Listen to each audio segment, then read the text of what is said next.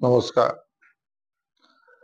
যোৱা কেইদিনমান অসমৰ ৰাজনীতি উত্তাল হৈ আছে বিধায়ক অখিল গগৈৰ পত্নী গীতাশ্ৰী তামুলীৰ বিষয়টোক লৈ পেলাই। মুখ্যমন্ত্ৰীয়ে কৰা মন্তব্যক লৈ পেলাই বহুত উত্তাল হৈ আছে আৰু বাকীবোৰ বিষয় তল পৰি গৈছে। আজি হৈছে 25 তাৰিখ। আজিৰ পৰা প্ৰায় 3-4 দিনৰ মানৰ আগৰ পৰা এই বিষয়টো চলি আছে, মানে খুব জোৰদাৰকে। কিন্তু এই বিষয়টো চলি থাকোতে এটা বিষয় কিন্তু দব খাই গৈছে। এটা বিষয় নহয়, 2-3টা বিষয় দব খাই গৈছে, যিকেইটাই হয়তো আমাৰ ৰাজনীতিত বেছি গুৰুত্ব পাব লাগিছিলে, কিন্তু এটা গুৰুত্ব নাইকিয়া অনৰ্থক বিতৰ্ক এটা হোৱা যেন অনুভৱ হয়। যিকেইটা বিষয় আমাৰ বাবে বেছি গুৰুত্বপূৰ্ণ, এই বিষয়কেইটাক দবাই দিয়া হ'ল নিচা লাগে মোৰ। ইয়াৰ প্ৰথমটো বিষয় হৈছে 6 জনগোষ্ঠীৰ জনজাতিকৰণ। যোৱা 20 ফেব্ৰুৱাৰীৰ দিনাখন বিধানসভাত পুনাকণ বৰুৱা আৰু ৰমেন্দ্ৰ নাৰায়ণ কলিতাৰ প্ৰশ্ন উত্তৰত জনজাতি পৰিক্ৰমা দপ্তৰৰ মন্ত্ৰী ডাক্তৰ ৰণোজ পেগুৱে কয় যে বৰ্তমানেও 6 জনগোষ্ঠীৰ জনজাতিকৰণৰ বিষয়টো কেন্দ্ৰীয় চৰকাৰৰ বিচাৰাধীন হৈ আছে আৰু এইটো মন্ত্ৰী গোটে কোনো প্ৰতিবেদন দাখিল কৰা নাই।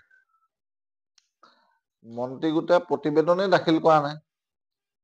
তাৰপিছতে 6 জনগোষ্ঠীৰ জনজাতিকৰণটো অসমৰ এটা মূল সমস্যাৰ ভিতৰত এটা, যিটো বহুত দিন ধৰি দীৰ্ঘদিন ধৰি 6 জনগোষ্ঠীয়ে জনজাতিকৰণৰ বাবে আন্দোলন কৰিলে আৰু 6 জনগোষ্ঠী আমাৰ অসমৰ জাতি মাটি ভেটিৰ সুৰক্ষাৰ বাবেও খুব জৰুৰী হিচাপে আমাৰ মানুহে গণ্য কৰে।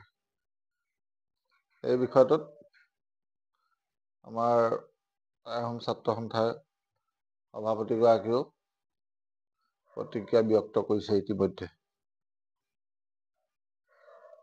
ইয়াৰ পিছত 2 নম্বৰ বিষয়টো হৈছে প্ৰাথমিক বিদ্যালয়ক লৈ পেলাই।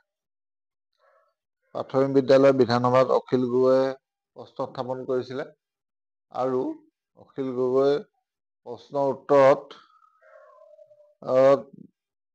শিক্ষামন্ত্ৰী ডাক্তৰ ৰণোজ পেগুৱে কয় যে শিক্ষকবিহীন অসমত বিদ্যালয় আছে 3খন আৰু মাত্ৰ এজন শিক্ষকে চলি থকা বিদ্যালয়ৰ সংখ্যা 2295খন।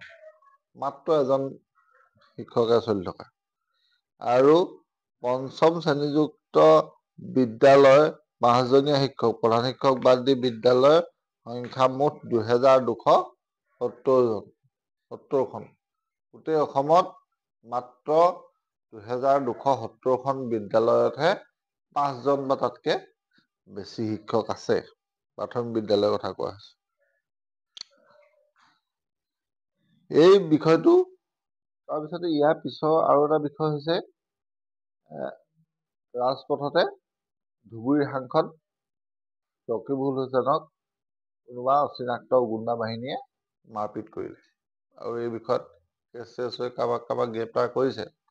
কিন্তু এই বিষয়কেইটা, এই অতি গুৰুত্বপূৰ্ণ বিষয়, এজন সাংসদৰ ৰাজপথত কোনোবা দুৰ্বৃত্তই মাৰধৰ কৰিলে, এইটো একেবাৰে সৰু কথা নহয়।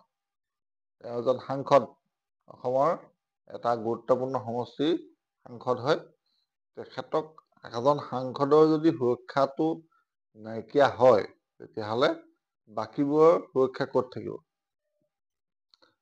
এই বিষয়বিলাকে, এই 3টা বিষয়ে গুৰুত্ব পাবলগীয়া বিষয় আছিল। কিন্তু এই যিটো এটা অনৰ্থক বিতৰ্কৰ সূচনা কৰা হ'ল, তাৰ পৰা এই বিষয়কেইটা দবি গ'ল। এইবিলাক প্ৰকৃততে ৰাজনৈতিক পাশা খেলনে অন্য কিবা, যে য'ত গুৰুত্বপূৰ্ণ বিষয় দবাই দিবৰ কাৰণে কিছুমান অনৰ্থক